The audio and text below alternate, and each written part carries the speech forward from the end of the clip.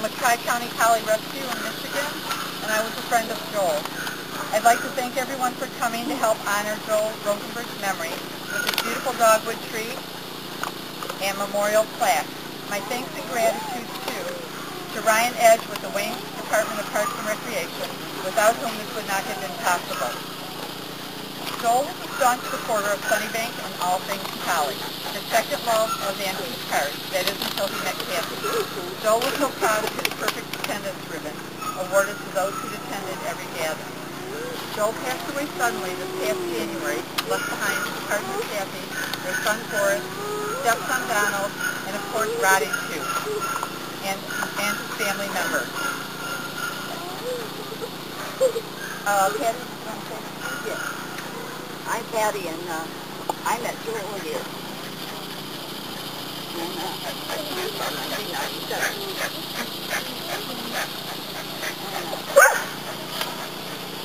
He was just a pure joy. It was always something Joel did. Always, why do we have to do it that way? And it's like, Joel, stop.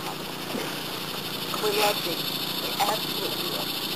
And my favorite story is the one that we kept telling him, you need to come to the dog show. You have so much fun here.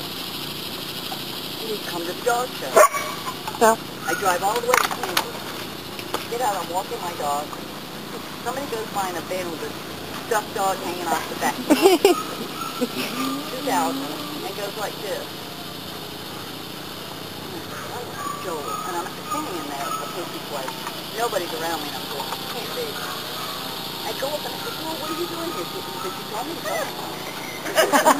All the way to see, you know what? We all found each other. We know Joel. He decided he liked us. We decided we could bring him places.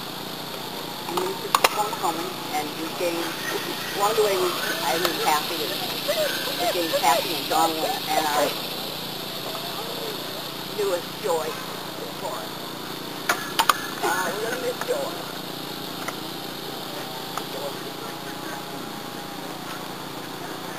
Tom? Thank you.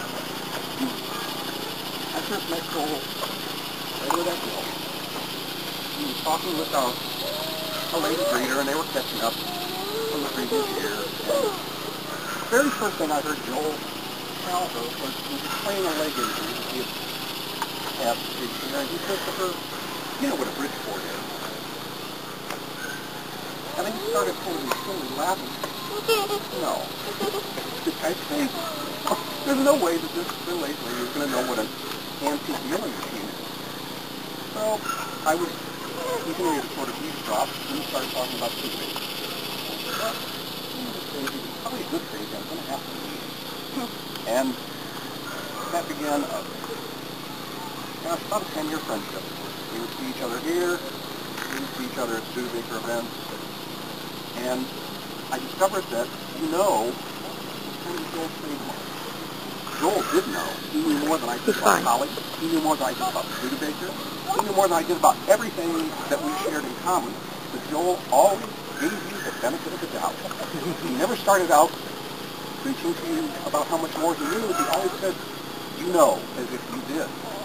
And then, 10 minutes later, you did know. Because Joel told you. It was wonderful. We were so happy in 2007 to run into Kathy in the parking lot of the Studebaker Museum in South Bend. What the heck is Kathy Wienhouse doing in the Studebaker Museum? And we found out. And our high point of the whole convention was dinner with Kathy and Joel and Donald and talking about Forrest. What can I say? I can't say anything to anybody here about what a guy Joel was. You already all know. I've seen him about a half dozen times this weekend. I don't know how about you, but he will be missed every year. Thank you. Diane? Hang on. It's a pleasure and privilege knowing Joel, and you've noticed that I didn't say that in the past tense, and that's because Joel's everywhere. I'm reminded by him every place I go, and I'll just talk about a couple of the places that, actually more than a couple of places where he was part of our life. first got involved, we first met Joel at a big car show. Pete mentioned it yesterday during his talk down in Hershey, Pennsylvania.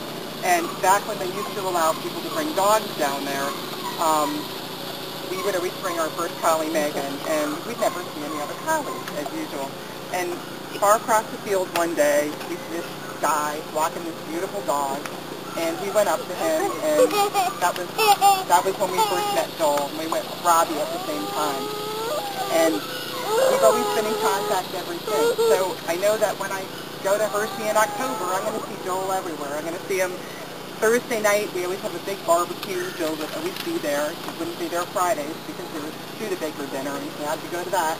And I'll see him late night Thursday because he'd always stay. You know, I'd be falling asleep, and he'd be, you know, still talking and having a good time, and it was always so hard to turn out the lights because he still had so much more to say.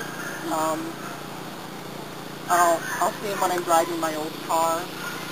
He was so much a part of our old cars, even though we're into Volkswagens and he was into Studebakers.